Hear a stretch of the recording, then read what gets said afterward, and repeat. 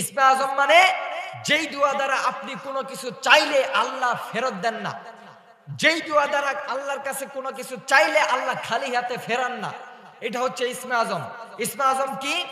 ইসমে আজম হচ্ছে আল্লাহুম্মা ইন্নী আসআলুকা বিআন্নী আশহাদু আন্নাকা আনতাল্লাহ।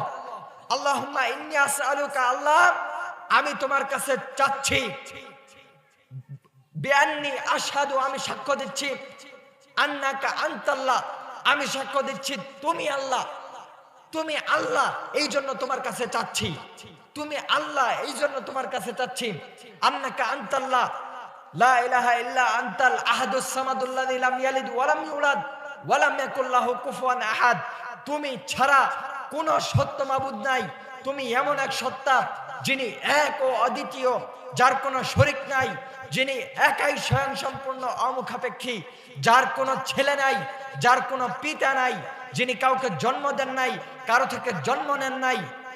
এই দোয়া করার পরে যদি আপনি কিছু চান, আল্লাহকে যদি বলেন আল্লাহ ক্ষমা করে দাও, আল্লাহ ক্ষমা করে দিবেন।